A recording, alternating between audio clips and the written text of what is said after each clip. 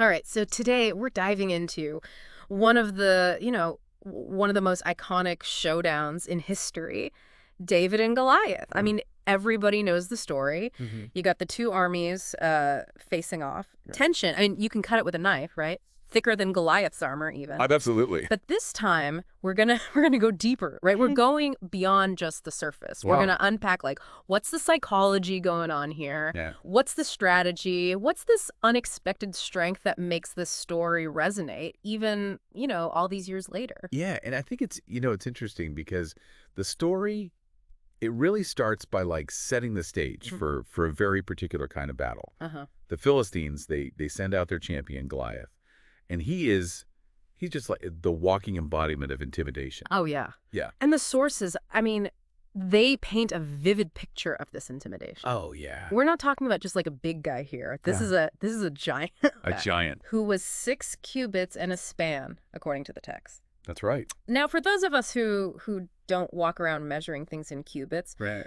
a cubit is roughly the length of a forearm. Yeah.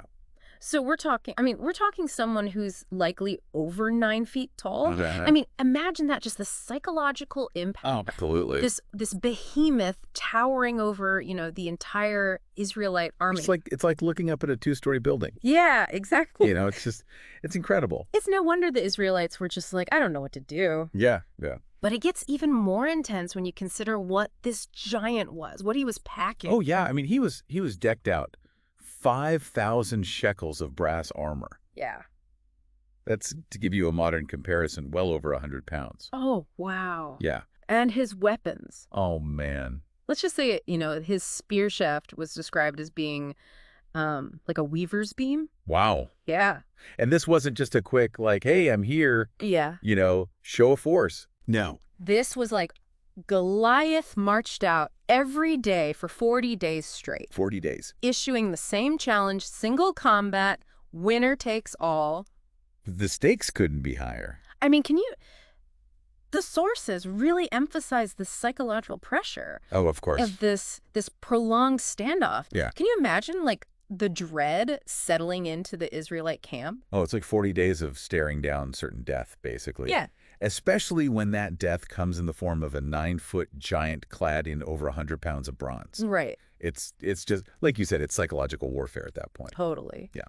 And then, seemingly out of nowhere, enters David. Right. Not a seasoned warrior. Right. But a young shepherd, right? Yeah. Sent by his father on what seems like a simple errand. Right. To his brothers who are among the soldiers. Yeah, it's fascinating, right? Yeah. How David is just kind of introduced almost as an afterthought. Totally. He's the youngest son, least likely candidate to face this giant. Uh-huh. And yet his arrival sets off this chain of events. Yeah. That changes everything. It does. It totally does. And his arrival is certainly met with mixed reactions, to say the least. Oh, yeah, for sure. His brother Eliab, he practically explodes with anger. Right. Accusing him of pride and neglecting his duties. Yeah. So this gives us like a little glimpse, right? Yeah, it's a window into the family dynamics and the societal expectations of the time. It's like David's very presence it's like challenging the established order. Right. Like he wasn't supposed to be there. He wasn't supposed to be involved. And yet here he is disrupting the status quo just by showing up. Yeah, and even King Saul, I mean, it's desperate for a champion, right? Of course. Initially doubts David's ability. Can you blame him? I mean, it's a little hard to imagine. Yeah. This shepherd boy taking on this seemingly invincible giant. Right. But I mean, here's the thing, right? While everyone else is just consumed by fear, David, he reacts differently. Yes. He's not intimidated. Yeah.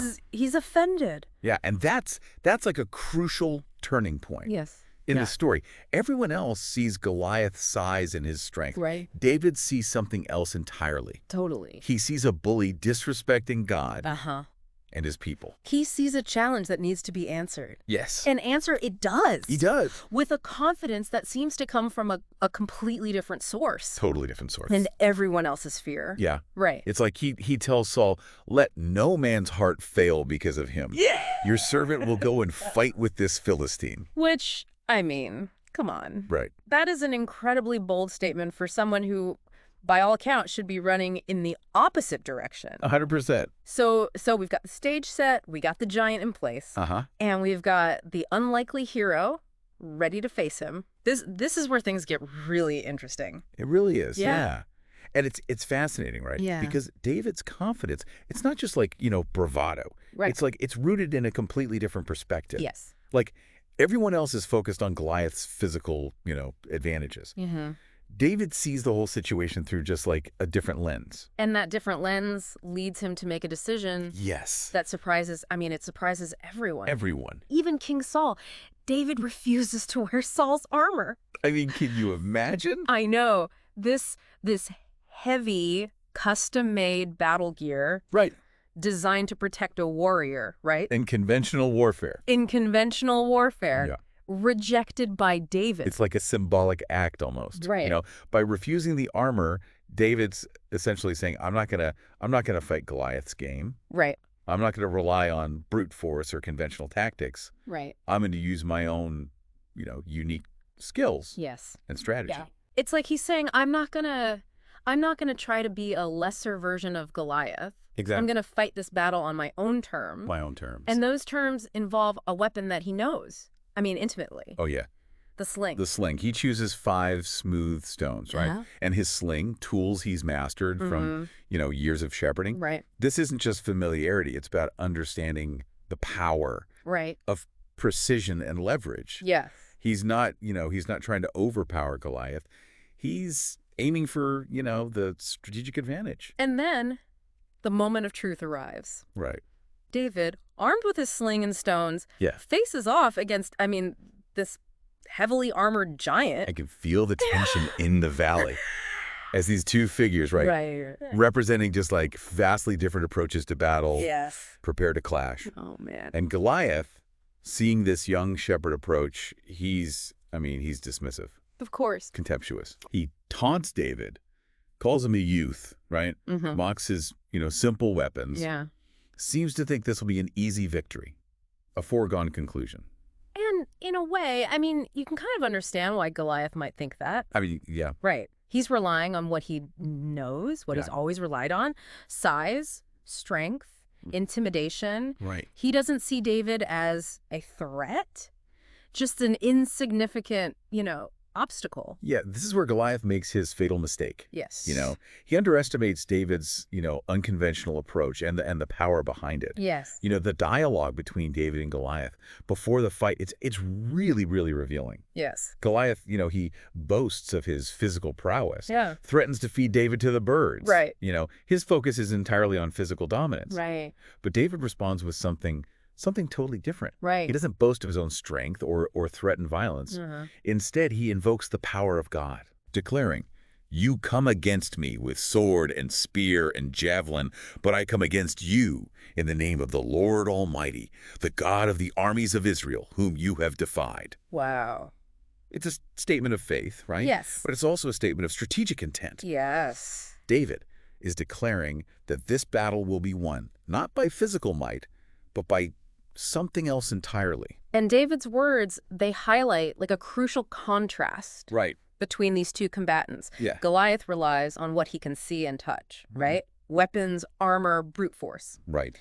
David, on the other hand, he places his trust in something unseen. Something bigger than himself. Yes. Right. And that trust, that faith and a power, beyond the physical, Yeah. is what ultimately guides David's hand as he Yeah. launches the stone from his sling. And the stone, it finds its mark, Yes. sinking into Goliath's forehead. Yeah. And seemingly invincible giant collapses. Wow. It's a swift, decisive victory. Yeah. One that just defies all expectations. After 40 days of Goliath's bluster and intimidation, Right.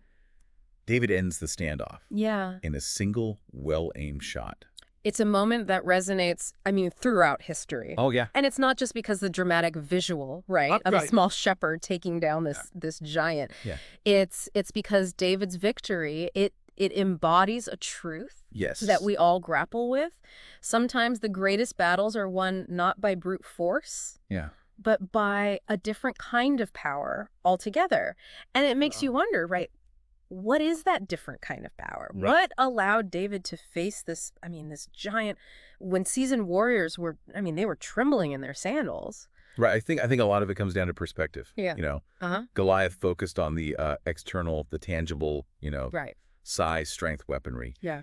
David, though, he tapped into something internal, something intangible, courage, conviction, and like unwavering faith. So it wasn't just about the sling and the stone. It was about the mindset, the belief. Yeah, the belief that propelled that stone, towards its target. Right. David looked beyond, the physical threat. He saw an opportunity to challenge expectations, to demonstrate that true strength can manifest in these unexpected ways. And that's what makes this story, so powerful. It reminds us that we all have our own Goliaths to face. Oh, yeah. Those challenges that just seem insurmountable, Yeah. those moments where we feel like dwarfed and outmatched. Absolutely. Could be anything, right? It could be a career obstacle, a personal struggle, a fear that holds us back. Right.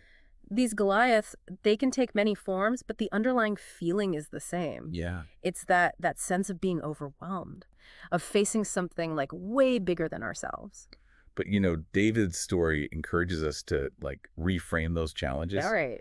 Instead of just focusing on the size of the problem, what if we shift our attention to the resources we have within ourselves? Right. What if we, like David, refuse to be defined by those conventional expectations or the perceived limitations? So if we think about the Goliaths in our own lives, what would be our sling and stones? Right. What are the unique skills and experiences and values that we have that can help us overcome these challenges? Yeah, it might be our resilience, our creativity, our empathy, or our ability to connect with others. Yes. It might be our willingness to learn, to adapt, to persevere, even when the odds seem, completely stacked against us. It's about recognizing that we are not defined by the challenges we face, Right. but by how we choose to respond to them. Absolutely. Just as David refused to fight on Goliath's terms, Right. we can choose to approach our own Goliaths in ways that play to our strengths, even if those strengths seem,